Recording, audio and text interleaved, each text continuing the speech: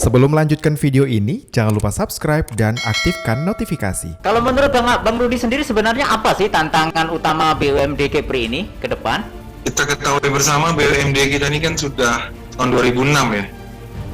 2006 sampai hari ini posisinya selalu merugi. Dan itu kalau kita pelajari memang bukan hanya BUMD Kepri, hampir rata-rata seluruh BUMD yang ada di Indonesia bisa dikatakan 50-60%-nya selalu bermasalah. Kenapa? Karena operasional daripada BUMD agak sulit dipisahkan daripada kepentingan kepala daerah atau kepentingan katakanlah kelompok yang mengusung kepala daerah. Ini yang terjadi bukan hanya terjadi di Kepri, tapi terjadi di seluruh Indonesia. Makanya badan usaha milik daerah dalam pengelolaannya selalu dianggap tidak profesional, kemudian cenderung banyak ataupun kental dengan nuansa KKN tadi. PPT Pembangunan Kepri ini kalau kita tidak melakukan ataupun tidak ada subsidi atau dropping dana lagi, ini sebenarnya udah dalam kondisi kolaps. Kita ketahui debt equity ratio-nya itu sudah hampir 7 ya. Sementara maksimal satu perusahaan normal itu antara 1 ke 2. Nah, kalau memang kondisinya seperti itu,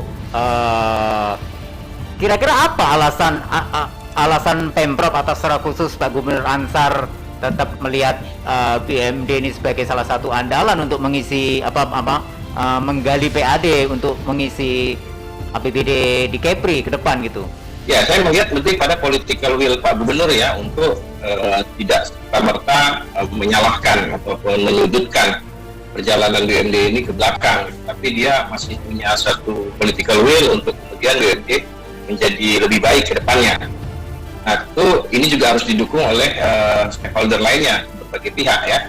Dan kalau kita lihat kan juga memang ini sepertinya ya tidak terlepas daripada eksekutif sendiri, dalam hal ini pemerintah Provinsi Kepri, tapi dalam hal ini legislatif juga tentunya punya peran untuk menyikapi bagaimana sebaiknya BUMD Kepri itu sendiri. Karena kan BUMD ini dibentuk berdasarkan peraturan daerah, jadi tidak serta-merta terus Pak Gubernur bisa membubarkan ataupun menghentikan dan lain sebagainya, karena itu ada mekanisme yang harus dilalui secara hukum. Nah, Anda ngelihat ada nggak sebenarnya core bisnis sejauh ini yang dipilih oleh BUMD Kepri untuk dalam istilahnya skoci untuk menyelamatkan biar nggak kolap gitu? Kalau bicara core business, ini sebenarnya pertanyaan yang pernah saya sampaikan pada saat saya sebagai peserta seleksi Direktur PTPK di periode sebelumnya ya? Periode sebelumnya pada tahun 2018. Saya tanyakan ke dalam tim seleksi, sebenarnya apakah ada core business daripada pemerintah Provinsi Kepri ketika mereka mendirikan BUMD itu sendiri?